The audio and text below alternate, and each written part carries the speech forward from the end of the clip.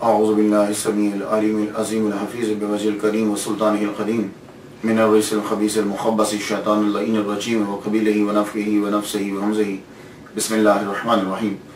تمام نبیوں کے سردار حضرت محمد صلی اللہ علیہ وآلہ وسلم اور تمام مذاہب کے سردار دین اسلام کے پیروکاروں، سلام علیکم۔ آج جس ہستی کا ذکر ہو رہا ہے، کرنے جا رہا ہوں، وہ مشہور ہوئے اپنی کنیت سے، یعنی حضرت ابو الحسن خرقانی رحمۃ اللہ علیہ۔ چونکہ ذکر ہوا تھا بایزید بستامی رحمۃ اللہ علیہ کا اس سے پہلے، تو حضرت بایزید بستامی رحمۃ اللہ علیہ سے ایک خاص تعلق ہے ان کا، اس لیے میں نے ان کے بعد ان کا ذکر کیا۔ حضرت ابو یزید بستامی رحمۃ اللہ علیہ سے ان کا کیا تعلق ہے، تو میں ان کے بعد ان کا ذکر کیوں کر رہا ہوں؟ اصل میں یہ پیدا ہوئے ہیں 89 years after حضرت ابو یزید بستامی رحمۃ اللہ علیہ کے، 89 years after۔ تو بہت وقفہ ہے، تو پھر تعلق کیسے ہوا؟ تعلق اس طرح ہے کہ حضرت ابو یزید بستامی رحمۃ اللہ علیہ جب اپنے شہر سے چلتے، شہر سے چل کے دھستان کے قبرستان میں جہاں شہداء کی قبریں تھیں، وہاں فاتح پڑھنے کے لیے سال کے بعد جایا کرتے تھے۔ تو رستے میں پڑتا تھا خرقان، تو خرقان میں کھڑے ہو جاتے۔ اس شہر کی اور اس قریے کی کوئی ریپوٹیشن اچھی نہیں تھی، زیادہ تر چور رہتے تھے یہاں، اور آپ لوگ رک جاتے، آپ رکتے، رک کے یوں سانس انہیل کر اندر کھینچتے سانس، جیسے کوئی آدمی پھول کی خوشبو کو سونگتا ہے یا عطر کی شیشی کو سونگتا ہے۔ مریدوں نے پوچھ لیا، حضور طریقہ ہے آپ کا ہر سال، جو ہی آپ قبرستان جاتے ہیں تو یہاں رک کے سانس کیوں کھینچتے ہیں؟ کہنے لگے اس سرزمین خرقان سے ایک مرد کی خوشبو آتی ہے، آئے گا تو ہمارے بعد، لیکن آپ نے نام بھی بتا دیا، کہا نام اس کا علی، پیشہ بھی بتا دیا، کہا کاشتکاری کرے گا، اہل و عیال ہوں گے، اور ہم سے وہ مرتبے میں 3 گنا زیادہ ہوگا۔ اللہ اکبر جل شانہ۔ اور اس تذکرے، اس کا ذکر مولانا روم نے مثنوی شریف میں بھی کیا ہے، ایک پورا باب باندھا ہے، اور بالکل جو میں ترجمہ کر رہا ہوں وہ انہوں نے فارسی میں کہا ہے، اور یہی ہوا۔ اور ایک اور طریقہ، یعنی ایک اور طرح سے بایزید بستامی رحمۃ اللہ علیہ سے ان کا تعلق، ابو الحسن خرقانی رحمۃ اللہ علیہ کا، وہ کیا ہے؟ وہ تعلق بایت کا تعلق جو ہے، اس سلسلے کا تعلق بنایا جاتا ہے۔ کہتے ہیں کہ خواجہ ابو الحسن مرید مولانا ترک توسی رحمۃ اللہ علیہ کے، اور وہ مرید ہیں خواجہ آرابی کے، اور وہ مرید ہیں خواجہ مغربی کے، اور وہ مرید تھے ابو یزید بستامی رحمۃ اللہ علیہ۔ تو یعنی اس طرح سے بھی ان کے ساتھ تعلق جو ہے وہ آپ کا جوڑ دیا گیا۔ حضرت ابو یزید بستامی رحمۃ اللہ علیہ کا وصال مبارک ہوا ہے 261 ہجری میں، اور ابو الحسن خرقانی رحمۃ اللہ علیہ پیدا ہوئے ہیں 350 ہجری میں۔ تو یوں ابو الحسن خرقانی رحمۃ اللہ علیہ 89 ایئرز بعد پیدا ہوئے۔ تذکرۃ الاولیاء میں 39 سال لکھا ہے کہ 39 سال کے بعد پیدا ہوئے، تو یہ کاؤنٹنگ کے حساب سے صحیح نہیں ہے، میں ان سے اختلاف نہیں کرتا، لیکن اگر وہ 261 ہجری میں ابو یزید بستامی رحمۃ اللہ علیہ دنیا سے رخصت ہوئے ہیں اور یہ 350 ہجری میں پیدا ہوئے ہیں، تو آپ خود ہی گن لیجیے۔ تو اس لیے میں جب بھی سن بیان کرتا ہوں تو میں عرض یہ کرتا ہوں، دیکھو بھائی اس کے اندر فرق ضرور ہوگا، کیونکہ یہ پرانی جتنی صدیاں گزری ہیں وہاں شروع کے سن پہ تو دھیان دیا ہی نہیں جاتا، جب وہ مشہور ہوتے ہیں تو تب ذرا سا دھیان دیا جاتا ہے۔ تو اس لیے اگر 1-2 سال فرق پڑتے ہیں تو آپ یہ نہ کہیں فلاں صاحب نے یہ لکھ دیا، انہوں نے غلط لکھا، اب ان کے خلاف فتوے لگانے شروع کر دیں، ایسا ہرگز نہیں۔ وہ صرف ہر ایک کی اپنی ریسرچ ہوتی ہے، اس ریسرچ کے مطابق وہ اپنے صحیح نتیجے پہ پہنچا ہوتا ہے۔ تو حضرت ابو الحسن خرقانی رحمۃ اللہ علیہ، آپ کا نام جو ہے اصلی نام علی ہے، علی جعفر کے بیٹے اور وہ سلیمان کے بیٹے، لیکن ایک جگہ میں نے جعفر کی جگہ پہ احمد پڑھا ہے، کہ یعنی ابو الحسن خرقانی رحمۃ اللہ کے والد گرامی کا نام جعفر نہیں ہے، احمد ہے، لیکن God knows better۔ اور آپ اپنی کنیت ابو الحسن کی وجہ سے جو ہے وہ مشہور ہوئے۔ اور جائے ولادت آپ کی کون سی ہے؟ اب ایران کے ملک ایران جو ہے، اس کے صوبہ ہے سمنان اور اس کا ضلع ہے خرقان، وہاں آپ جو ہے وہ پیدا ہوئے۔ ایران ملک، صوبہ سمنان، اس کا ضلع ڈسٹرکٹ خرقان، وہاں جو ہے وہ آپ پیدا ہوئے۔ 350 ہجری میں آپ پیدا ہوئے ہیں اور 425 ہجری میں آپ کا جو ہے وہ وصال ہوا، تو معلوم ہوا کہ آپ کی ٹوٹل عمر جو ہے وہ 75 ایئرز ہے، 75 سال آپ نے اس زمین کے اوپر جو ہے وہ گزارے۔ میں جب بھی کبھی کسی ولی کی زندگی بیان کرتا ہوں تو سب سے پہلے میں یہ تلاش کرتا ہوں کہ انہوں نے تحصیل علم کہاں کیا۔ کیوں؟ اس لیے کہ ہمارا یہ دعویٰ ہے کہ ہمارے جتنے بھی اولیاء کرام ہیں کوئی بھی ان میں جاہل نہیں ہے۔ اللہ تعالیٰ نے جس کو اپنا دوست بنایا، جاہل کو دوست نہیں بنایا، اور جب دوست بنا لیا تو جاہل رہنے نہیں دیا۔ تو میں سب سے پہلے یہ تلاش کرتا ہوں کہ انہوں نے تحصیل علم کہاں سے کیا۔ تو ابو الحسن خرقانی رحمۃ اللہ علیہ نے قرآن اور حدیث کہاں سے پڑھی؟ تو آپ نے کسی بھی مدرسہ سے جا کر قرآن اور حدیث کا علم نہیں لیا۔ آپ مادر ذات ولی ہیں۔ دیکھیے کہ جب بایزید بستامی رحمۃ اللہ علیہ 89 ایئرز پہلے آپ کی ولادت کی خبر دے رہے ہیں تو یہ آپ کی ولایت کی نشانی ہے۔ اور آپ فرماتے ہیں کہ میں اپنے ماں کے پیٹ میں تھا تو مجھے معلوم تھا چیزوں کا، کئی چیزیں مجھے یاد ہیں۔ تو تکوینی ولی جسے کہا جائے، ٹرمینالوجی کے اندر کہا جائے گا کہ یہ تکوینی ولی ہے۔ تکوینی ولی وہ ہوتا ہے کہ جو پڑھ کے نوافل پڑھ کے نہیں بنتا، اللہ تعالیٰ کی عطا ہوتی ہے اور اللہ تعالیٰ عطا فرما دیتا ہے اسے، اور وہ پیدائشی ولی ہوتا ہے۔ ابو الحسن خرقانی رحمۃ اللہ علیہ یہ نقش بندیوں اور مجددیوں کے 7ویں امام ہیں۔ یہ سن لیجئے، نقش بندیوں اور مجددیوں کے 7ویں امام ہیں، یہ پیشوا ہیں۔ تو آپ پیدائشی طور پر جو ہے وہ ولی، تو گویا کہ گھر کے اندر ہی آپ کو بنیادی چیزیں جو ہیں وہ ملتی جا رہی ہیں۔ لیکن ہم یہ نہیں کہہ سکتے کہ فلاں مدرسے میں پڑھا، فلاں استاد کے شاگرد تھے یہ۔ ہاں، یہ آپ کا طریقہ تھا کہ جب آپ پر نماز فرض ہو گئی تو پھر آپ کیا کرتے تھے؟ عشاء کی نماز وہ جو ہے خرقان میں آپ ادا کرتے اور اس کے بعد آپ چلتے بایزید بستامی رحمۃ اللہ علیہ کے روزہ کی طرف آپ چلتے۔ بایزید بستامی رحمۃ اللہ علیہ کے روزے کے اوپر جا کر مراقبہ فرماتے آپ۔ جب آپ مراقبہ کرتے وہاں تو مراقبہ کے بعد، فاتحہ کے بعد آپ دعا مانگتے۔ اب دعا مانگتے ہیں، اے اللہ جو فضل تو نے ابو یزید بستامی رحمۃ اللہ علیہ کو دیا ہے وہ ابو الحسن کو بھی عطا فرما۔ پھر آپ واپس الٹے پاؤں واپس آتے۔ اب جا کر دیکھ لیجیے آپ کہ بستام اور خرقان کا کتنا فاصلہ ہے، سمجھ آ گئی؟ تو اب آپ واپس جب آتے تو اب آپ کمر نہیں کرتے، یوں منہ روزہ کی طرف اور یوں واپس پلٹتے جاتے۔ 12 سال تک آپ نے یہی کام کیا۔ بلوغت کے بعد 12 سال تک آپ کا یہ طریقہ تھا۔ عشاء کی نماز آپ خرقان میں ادا کرتے، نماز ادا کرنے کے بعد بایزید بستامی رحمۃ اللہ علیہ کے روزے پر جاتے، وہاں مراقبہ کرتے اور یہی دعا روز مانگتے۔ 12 سال جب گزر گئے تو تربت سے آواز آئی، ابو یزید بستامی رحمۃ اللہ علیہ کے روزے سے آواز آئی، اے ابو الحسن اب وقت آ گیا ہے، تو ایک جگہ بیٹھ کر مخلوق کو اللہ کی راہ دکھا، اور جو تو دعا مانگا کرتا تھا وہ قبول ہو گئی، چل الحمدللہ سے پڑھنا شروع کر دے اور خرقان کی طرف واپس پلٹ جا۔ تو حضرت ابو الحسن خرقانی رحمۃ اللہ علیہ نے جب یہ آواز سنی تو اب آپ نے سورہ فاتحہ شروع کر دی پڑھنا، الحمدللہ رب العالمین الرحمن الرحیم، اور واپس خرقان کی طرف جانے لگے۔ جب خرقان میں پہنچے تو پورا قرآن مجید پڑھ چکے تھے اور اللہ تعالیٰ نے ان کو عطا فرمایا اور وہ پورا قرآن مجید ان کو زبانی یاد ہو چکا تھا۔ یہ ہے قرآن کی تعلیم کہ یعنی بستام سے چلے، الحمد سے شروع کیا اور والناس خرقان تک ہو گیا اور پورا قرآن مجید زبانی یاد ہو گیا۔ یہ ان کی نظر ہے، اللہ کا کرم ہے۔ اللہ تعالیٰ نے تمام باطنی دروازے بھی کھول دیے، تمام علوم آشکار ہو گئے، گویا کہ علم لدنی عطا فرما دی۔ اب اللہ تعالیٰ نے کتنے مراتب ان کے طے کیے، ایک طویل گفتگو ہے، اور ابو الحسن خرقانی رحمۃ اللہ علیہ پر بہت زیادہ لکھا ہے، جس نے بھی لکھا بہت زیادہ لکھا۔ اور اگر آپ ڈیٹیل سے پڑھنا چاہتے ہو تو میں ریکمینڈ کروں گا آپ کے لیے تذکرۃ الاولیاء، اس کے اندر آپ پڑھیے بایزید بستامی رحمۃ اللہ علیہ کی پرواز اور ابو الحسن خرقانی رحمۃ اللہ علیہ کی پرواز جو ہے، اور پھر مراتب اور درجات جو ان کو عطا ہوتے گئے اور ان پر جو چیزیں آشکار ہوتی گئیں یہ ان کو واضح کرتے گئے، بتلاتے گئے۔ تو وہ آپ جا کے تذکرۃ الاولیاء کے اندر ڈیٹیل کے ساتھ جو ہے وہ آپ پڑھ سکتے ہیں، لیکن میں چند گوشوں پہ گفتگو کرتا ہوں، ایک تو ٹائم نہیں ہوتا اور دوسرا ایک میرا مطمع نظر کچھ اور ہے۔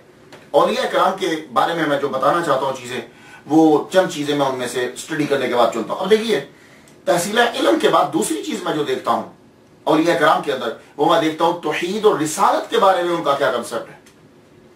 کیونکہ دھندلا کر دیا ہے اولیاء کرام کا تصور لوگوں کی نظر کے اندر. لوگ اولیاء کرام کو پتہ نہیں کیا سمجھتے ہیں. میرا جو مطبع نظر ہے، جو میں نے یہ سلسلہ شروع کیا ہے، اور میں امید کرتا ہوں کہ آپ لوگ میرے ساتھ تعامل کرو گے، کیونکہ اس کے اندر کسی کو کوئی لالچ نہیں ہے. اللہ کی رضا کی خاطر ہم اولیاء کی سیرت کو دوسروں تک پہنچا رہے ہیں. توحید اور رسالت دوسرا عنوان میں لیتا ہوں ان کی زندگی سے. اب ابو الحسن خرقانی رحمۃ اللہ علیہ میں دیکھتا ہوں کہ یہ توحید پر ان کا ایمان اور حضور پر ان کا ایمان اور اس کا اظہار وہ کیسے کرتے ہیں. سنیے، آپ ایک دن فرماتے ہیں، اے اللہ میں ہر جگہ تیرا غلام ہوں، تیرا بندہ ہوں، اور تیرے محبوب سلطان الانبیاء کا میں نوکر ہوں. دونوں چیزیں آ گئی، دونوں چیزیں آ گئی. اللہ تعالیٰ کو کہہ رہے ہیں کہ میں تیرا بندہ، اور حضور سے کہہ رہے ہیں کہ میں آپ کا نوکر.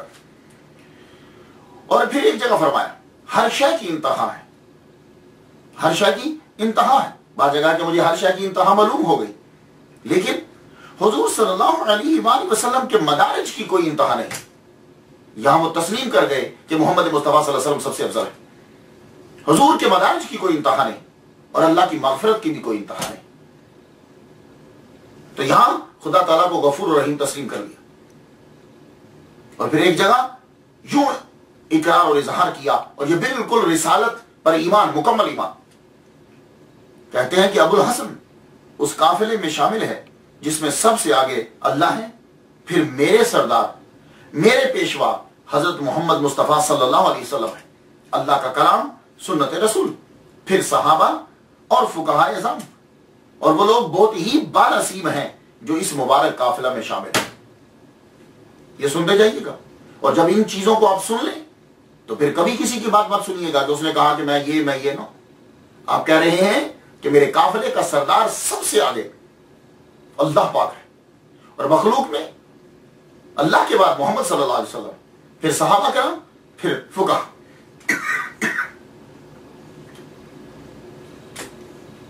تو اس سے معلوم ہوا کہ آپ کا صحابہ پر بھی یقین، توحید اور رسالت.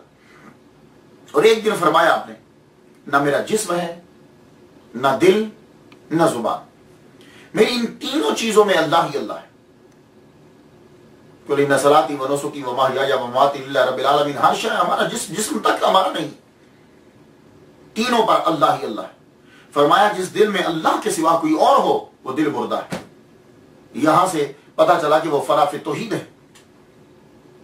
اور فرماتے ہیں ساری عمر اس طرح گزاری ہے کہ ایک سجدہ بھی فرمان مصطفیٰ صلی اللہ علیہ وآلہ وسلم کے خلاف نہیں کیا. یہاں سے اتباع سنت کا ثبوت بھی مل گیا. اور یہ سب کچھ اب پڑھنے کے بعد جو میں نے آپ کو مختصر پیش کیا ہے، کیا کوئی کہہ سکتا ہے کہ انہوں نے یہ کہا ہو کہ میرا مرتبہ حضور سے زیادہ ہے؟ لا حول ولا قوت الا باللہ العلی العظیم. تو یہ چیزیں آپ لوگ بھی یاد رکھیے. یہ سرمایہ ہے ہمارا، یہ فیوز و برکات کا منبع ہے، اور ہم نے لوگوں کو کلیئر بتانا ہے کہ انہوں نے کیا کہا. اور صحابہ کے متعلق آپ کا عقیدہ ابو الحسن خرقانی رحمۃ اللہ کا یہ تھا. آپ فرماتے ہیں کہ ہر وقت حضرت ابوبکر صدیق رضی اللہ تعالیٰ عنہ کا دل خدا تعالیٰ کی یاد سے بھرا رہتا تھا، یعنی کبھی غافل نہیں ہوا. اور حضرت عمر رضی اللہ تعالیٰ عنہ کے دل، اس کے اندر اللہ تعالیٰ کی حیبت ہوتی تھی ہر وقت. اور حضرت عثمان غنی رضی اللہ تعالیٰ عنہ کے دل میں ہر وقت رب تعالیٰ کی شرم و حیا.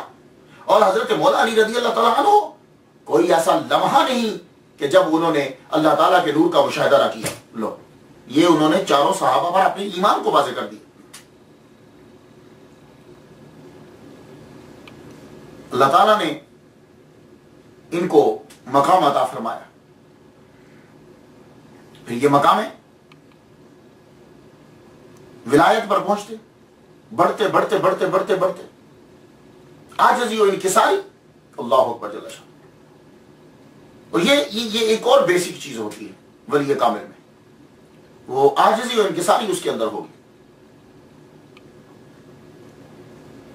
معاشرے کے جو عام لوگ ہیں وہ ان کے سامنے کبھی اکڑے گا نہیں. معاشرے کے عام لوگوں کی بھی وہ اتنی ہی عزت کرتا ہے، اور کبھی بھی وہ اپنے مرتبے کا اظہار نہیں کرے گا. یہ بات یاد رکھیے. آج کے لوگ، ہم لوگ ہیں صوفی نہیں ہیں لیکن خود کو صوفی کہلاتے ہیں. ہم پیر کے مرتبے پر بیٹھنے کے قابل نہیں ہیں لیکن ہم زور و شور سے کہتے ہیں اور ان لوگوں کو دیکھیے ابوالحسن خرقانی رحمۃ اللہ علیہ کو 7 دن تک آپ کی خانقاہ میں کچھ پکا نہیں ہے، کچھ آئے ہی نہیں، 7 دن روزے سے گزر گئے۔ 8ویں دن ایک صاحب آئے، آٹا اٹھایا ہوا اور بکری ایک، کہا کہ یہ میں صوفیاء کے لیے لایا ہوں، خانقاہ میں صوفیاء کے لیے لایا ہوں۔ تو معلوم ہے ہم نے کیا کہا؟ آپ نے کہا بھائی میں تو صوفی نہیں ہوں، جو تم میں سے صوفی ہے، جس کی ہمت ہے وہ اٹھ کے لے لے۔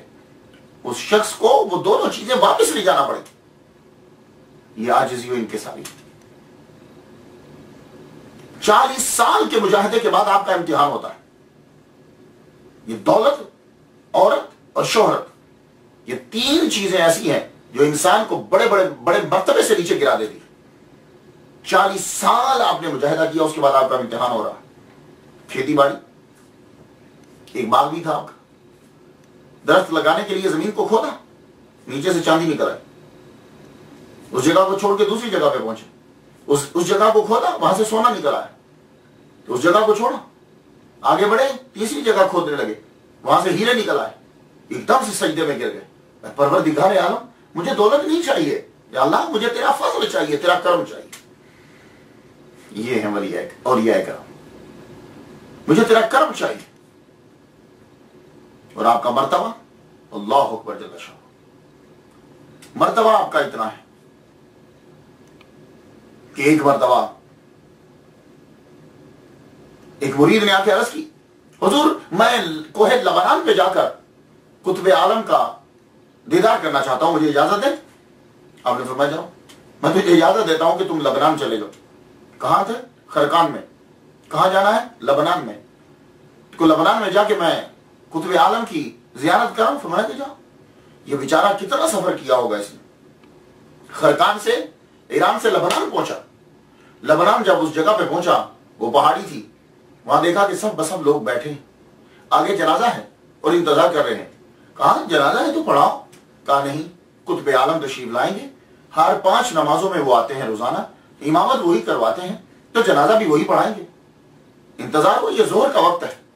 امام آئے، امام جب آئے پہلے نماز پڑھائی، پھر جنازہ آگے لایا گیا، جنازہ پڑھایا، اور جب وہ مڑ کے جانے لگے تو یہ مرید دیکھ کر حیران رہ گیا کہ وہ تو ابوالحسن خرقانی رحمۃ اللہ علیہ ہیں۔ ایک دم سے غش کھا کے گر گیا۔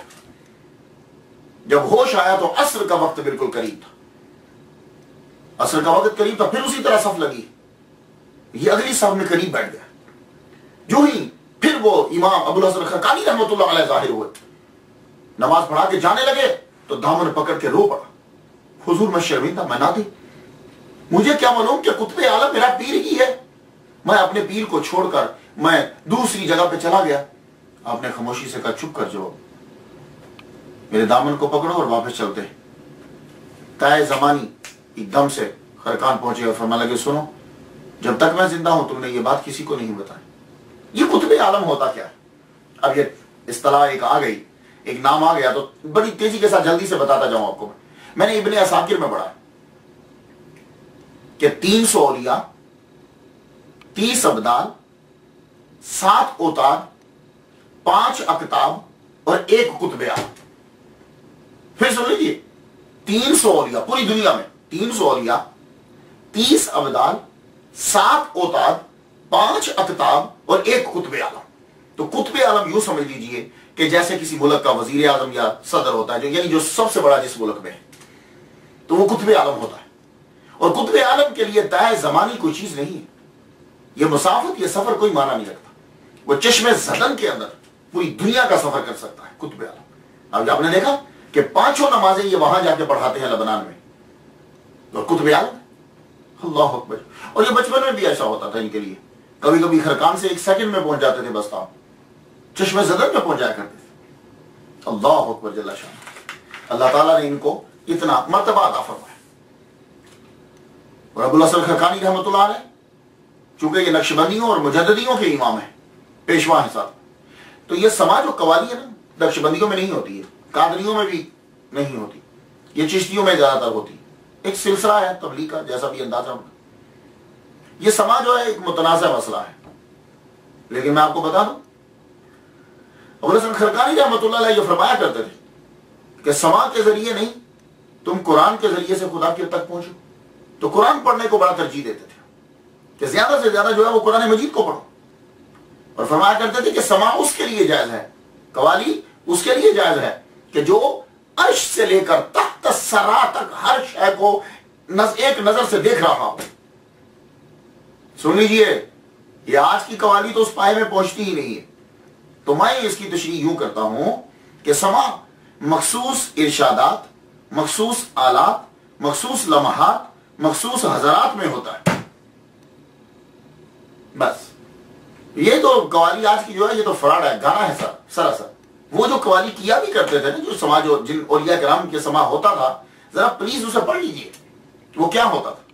وہ لوگ خود باوضو ہوتے تھے، شرع کے پابند ہوتے تھے، محفل میں کسی بچے کو بیٹھنے کی اجازت نہیں ہوتی تھی، اور سننے والے بھی باشرع ہوتے تھے، اور کلام بھی مخصوص ہوتا تھا۔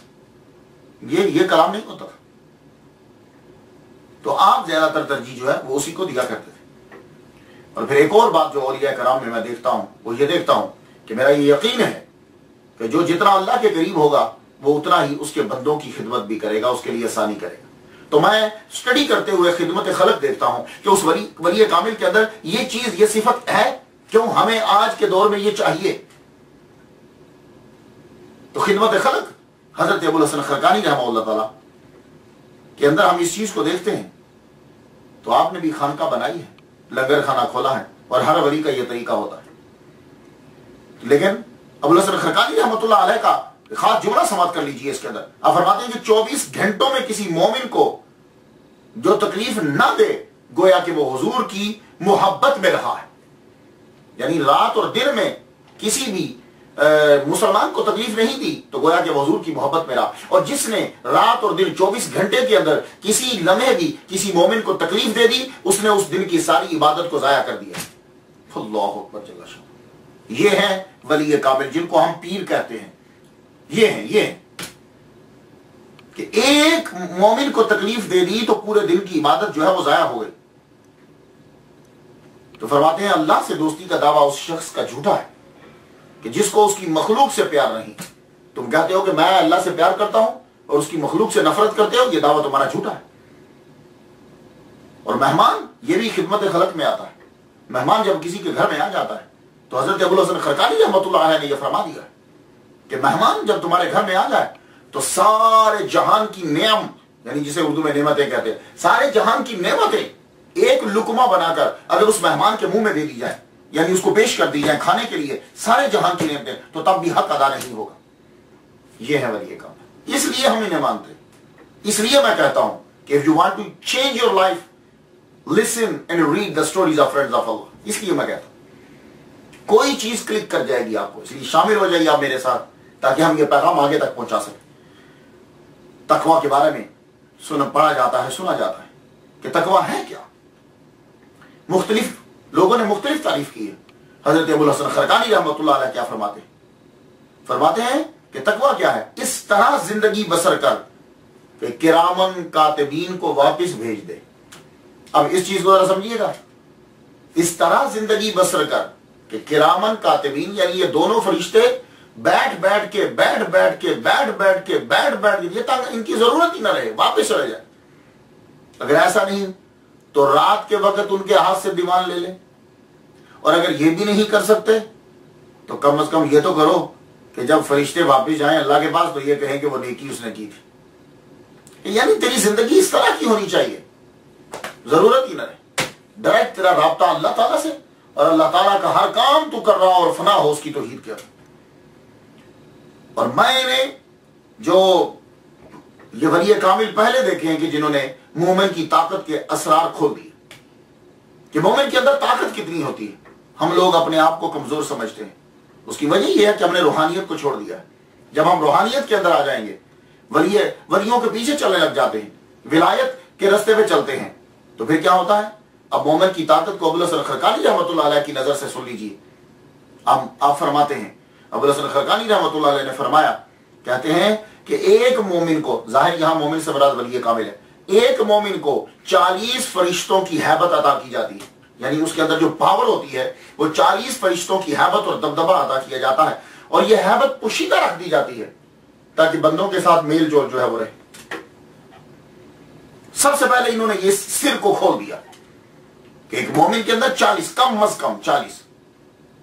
اور آپ نے فرمایا یہ ابو الحسن خرقانی رحمۃ اللہ علیہ مجددیوں اور نقشبندیوں کے ساتھ میں پیشوا کہتے ہیں کہ 3 جگہیں ایسی ہیں کہ فرشتے ہیبت کھاتے ہیں، یعنی ڈرتے ہیں، خوف لاتے ہیں. کس سے؟ ہم سے، آپ سے، ہم لوگوں سے نہیں. یہ ولی کامل کی بات ہو رہی. پہلی جگہ ملک الموت جب وہ جان لینے آتے ہیں، دوسری یہ کرام کاتبین لکھتے ہوئے، اور تیسری جگہ منکر نکیر سوال کرتے ہوئے خوف کھاتے ہیں ولی کامل سے، مومن سے. اب پھر وہی مسئلہ آ گیا کرامت کا. آپ بھی سچے اور سچے اولیاء کی طرح کرامت دکھانے سے بھاگتے ہیں. فرماتے ہیں کہ اللہ نے مجھے بڑی طاقت عطا فرمائی، مگر لوگوں پر رعب جمانے کے لیے کرامت کا اظہار میں نہیں کرتا. دیکھ لیا آپ نے، آج کل لوگ فوراً ذرا کوئی خواب آیا نہیں تو صبح بتایا نہیں تاکہ لوگوں کے اوپر اثر پڑے، اور کرامات لکھتے جاؤ. تو فرماتے ہیں میں کرامت کا اظہار نہیں کرتا. کہی کیوں؟ کیونکہ جو ظہور کرامت کی خواہش رکھتا ہے اس پر اللہ کرامت کے دروازے بند کر دیتا.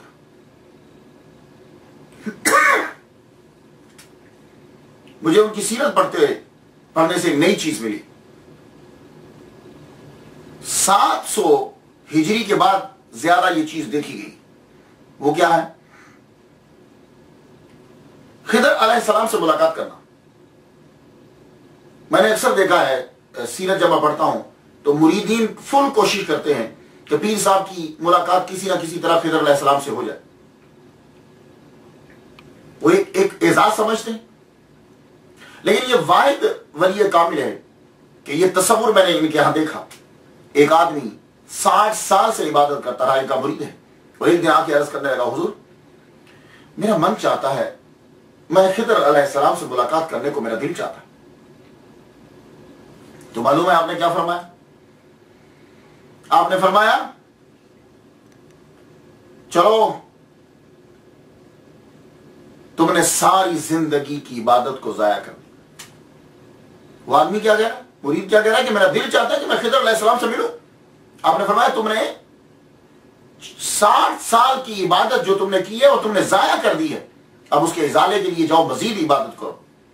تو تم نے اتنی عرصے عبادت کرنے کے بعد پھر بھی ایک مخلوق سے ملنا چاہا. تیرے من میں خالق کی طلب کیوں نہیں پیدا ہو؟ یہ ایک نیا کنسپٹ ہے جو میں حضرت ابو الحسن خرقانی رحمۃ اللہ علیہ میں دیکھ رہا ہوں. ادروائز ہر ایک کی آرزو ہوتی ہے کہ میں حضرت خضر سے ملوں، میں حضرت خضر سے ملوں. تو آپ فرماتے ہیں پھر بھی مخلوق کا ہی تصور آیا. کرامت دکھائی جاتی ہے ایمان کو مضبوط کرنے کے لیے یا حقیقت کا اظہار کرنے کے لیے. تو آپ سے بھی کبھی کبھی کرامت ظاہر ہوئی، لیکن اس لیے نہیں ظاہر ہوئی کہ لوگوں پہ دبدبا بیٹھے. ایمان مضبوط ہو لوگوں کا. آپ اپنی خانقاہ میں جلوہ فرما ہیں، خانقاہ میں بیٹھے ہوئے شیخ المشائخ حضرت عبداللہ داستانی رحمۃ اللہ علیہ تشریف لائے.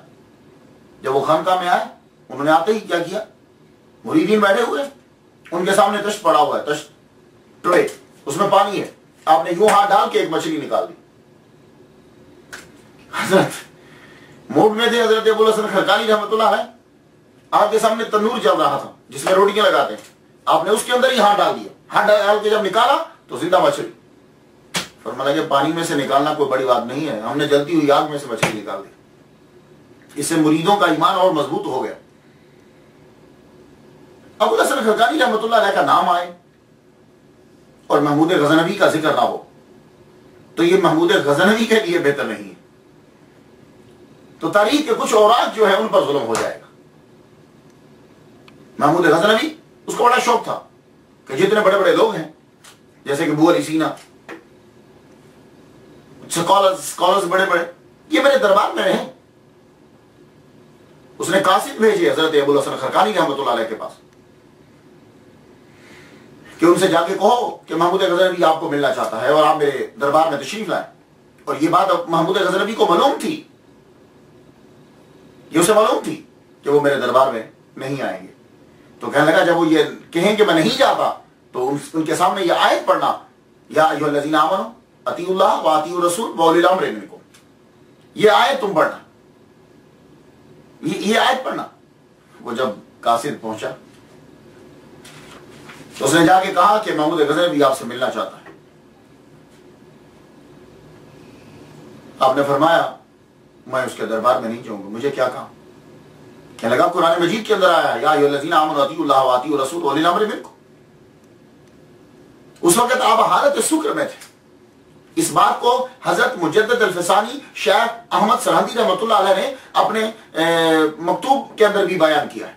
दफ्तर अव्वल मकतूब नंबर 152 के अंदर बयान किया। आप उस वक्त हालत शुक्र में थे, यानी फनाफि तौहीद थे। आप कहने लगे अभी तो अतीउल्लाह में हूं मैं, ये उलुल अमर जो है ये तो तीसरे दर्जे पर है, मैं तो अभी अतीउल्लाह में हूं। वो कासिद ने जाके इसी तरह बता दिया। तो महमूद गज़नवी क्या लगा, हाँ हमने जैसा समझा था वैसे वो नहीं है, हमें खुद जाना पड़ेगा। महमूद गज़नवी ने क्या किया, खुद उसने एयाज का लिबास पहना अपने गुलाम का, और एयाज को अपना लिबास पहनाया बादशाहों का, और 10 औरतों को मर्दों के लिबास पहना दिए। और ये लेकर जब आपके दरबार में पहुंचा, सलाम किया, आपने जवाब सलाम का दिया लेकिन खड़े नहीं हुए। अब ये जब दरबार में खानकाह में दाखिल हुए तो आपने सिर्फ इसी का हाथ पकड़ा। हालांकि ये गुलाम बनकर आया था, इयाज बनकर आया था, और बादशाहों वाला लिबास इयाज ने पहना हुआ था। हाथ पकड़ा और कहने लगा महबूब इन सब से कहो ये नामहरमों से ये चले जाएं। सबको बाहर भेज दिया, हाथ पकड़ के बैठा, बैठते ही कहने लगा हुजूर बायजीद बस्तामी रहमतुल्लाह अलैह की कोई बात सुना दीजिए।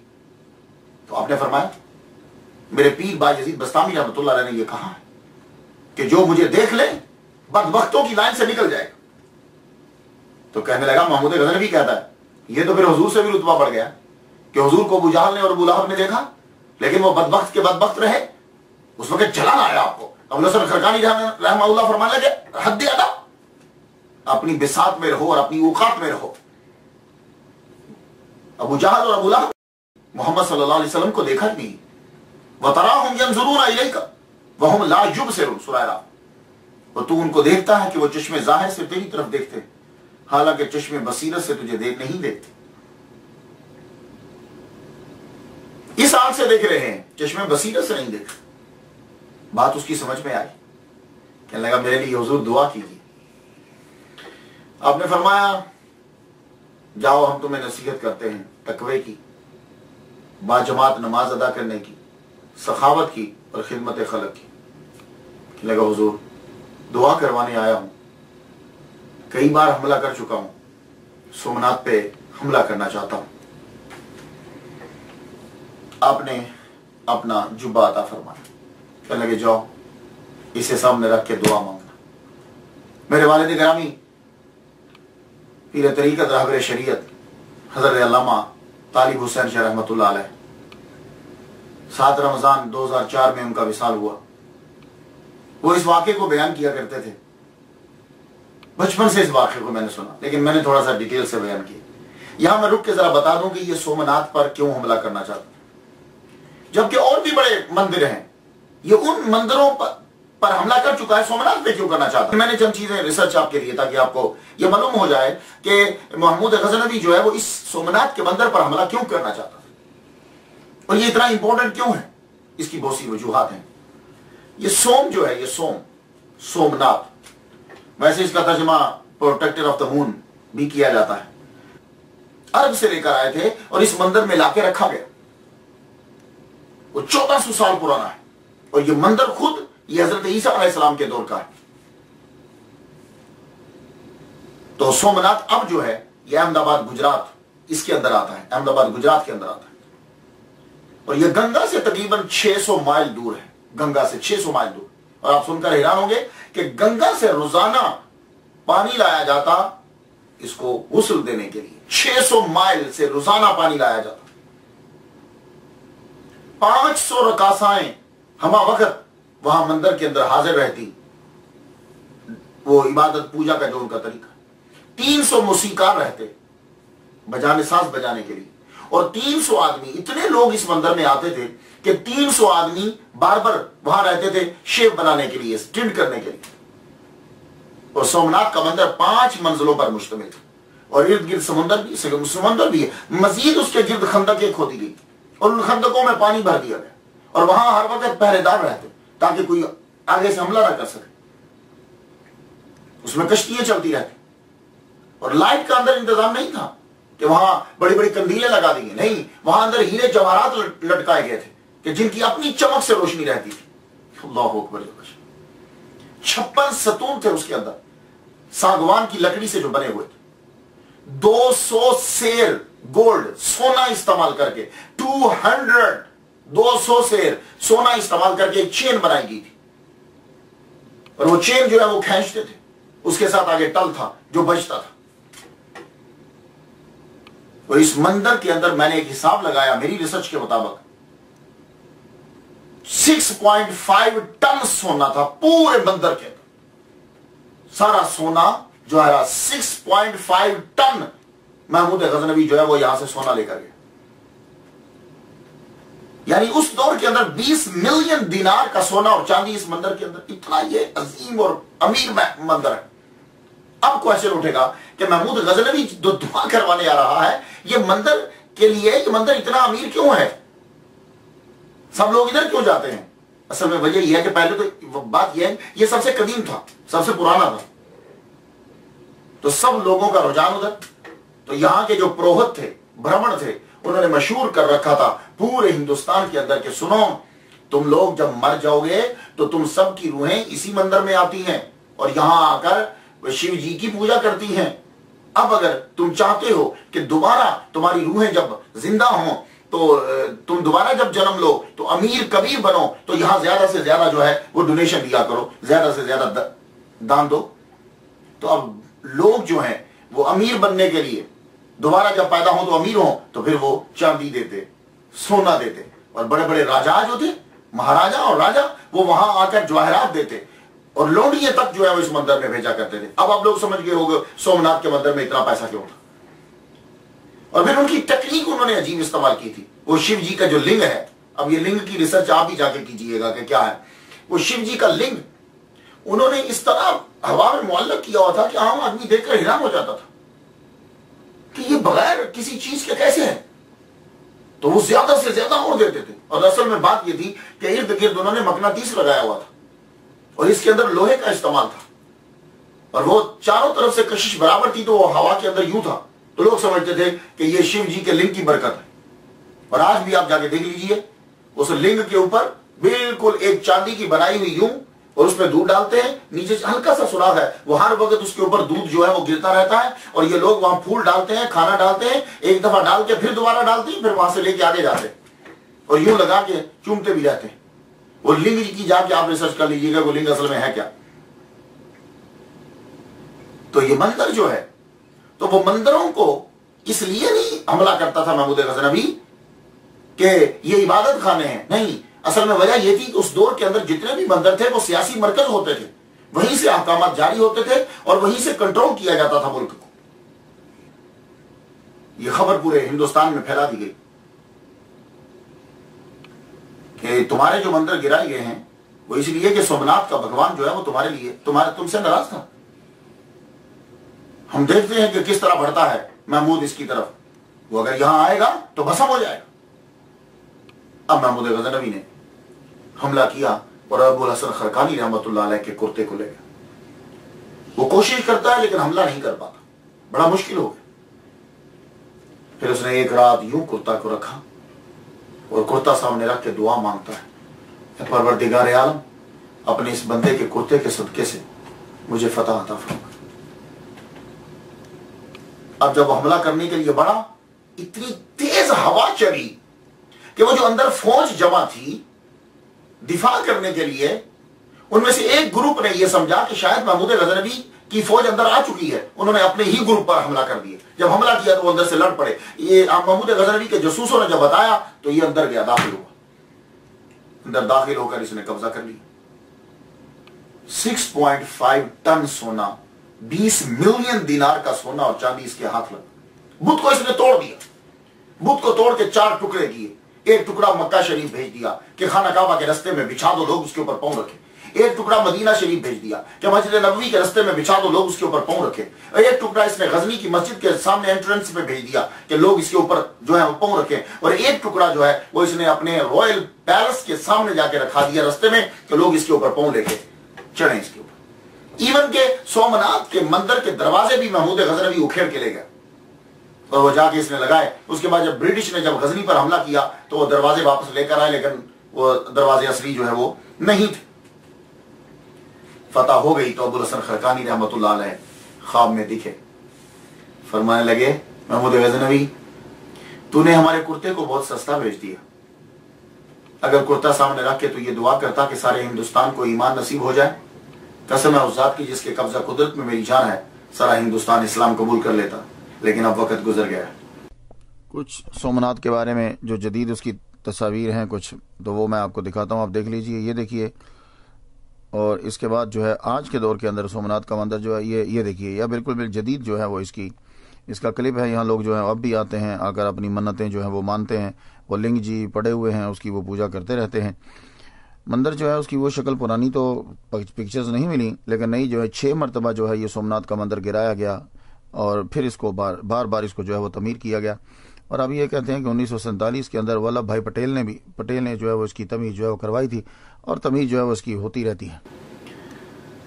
محمود غزنوی کی وفات ہوئی 1030 میں، 1030 عیسوی میں، اور ابوالحسن خرقانی رحمۃ اللہ دنیا سے رخصت ہوئے 1033 میں، یعنی 3 سال کے بعد دنیا سے رخصت ہوئے. 10 محرم بروز منگل 425 ہجری. آپ نے وصیت کی تھی کہ میری جب لحد جو ہے وہ بنائی جائے تو 30 گز میری لحد کو نیچے رکھ کے بنایا جائے. 30 گز. کیوں؟ میں نہیں چاہتا کہ میری لحد جو ہے وہ میرے پیر ابو یزید بسطامی رحمۃ اللہ علیہ سے بلند ہو جائے. تو آپ شہر بسطام کے گاؤں خرقان میں آپ کا مزار ہے. یہ حضرت ابوالحسن خرقانی رحمۃ اللہ علیہ کا مزار جو ہے وہ دیکھیے، زیارت کیجیے. ان کی بہت خوبصورت بنایا گیا. یہ دیکھیے، دور سے اس کی ایک جھلک ملاحظہ کیجیے. اور یہ اس کے اوپر ان کے بارے میں تحریر کیا گیا ہے، فارسی کے اندر جو ہے وہ لکھا ہوا ہے. یہ پھر مزار شریف، نیچے سے اس کی ایک پکچر جو ہے وہ ملاحظہ کیجیے. یہ محراب ہے آپ کی مسجد کا، حضرت ابوالحسن خرقانی رحمۃ اللہ علیہ کی مسجد کا محراب. یہ جو ہے انٹرنس ہے، مین گیٹ ہے. اس کے اوپر جو نیلا کلر آپ کو نظر آ رہا ہے، یہاں حضرت بھائی یزید بسطامی رحمۃ اللہ علیہ نے جو ان کے بارے میں پیش گوئی کی تھی وہ اس کے اوپر ساری تحریر ہے، آپ اس پہ پڑھ سکتے ہیں. اور ان کے بارے میں مختلف جو ہے ان کے اشعار کہے ہوئے اور ان کی چیزیں، اور یہ ان کا مزار ایک رات کا ایک جو ہے یہ منظر ہے. آج بھی لوگ جو یہ دیکھیے، شیخ ابوالحسن خرقانی رحمۃ اللہ تحریر کتاب خانہ، آج بھی لوگ یہاں آتے ہیں، مرجع خلائق ہیں. اور جو ان کے قبر کے اوپر ہاتھ رکھ کے، وہ وائٹ پتھر کے اوپر ہاتھ رکھ کر جو دعا مانگتا ہے، اللہ تعالیٰ اس کی دعا کو جو ہے وہ قبول فرما لیتا ہے. آج بھی لوگ جو ہے وہ یہاں آتے ہیں، اس کے اوپر ہاتھ رکھتے ہیں اور دعا.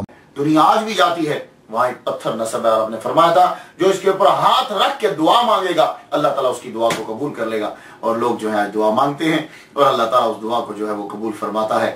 میں نے تو ان کے لیے فاتحہ پڑھ لی، آپ لوگ جو ہیں وہ بھی ان کے لیے فاتحہ پڑھ لیجئے.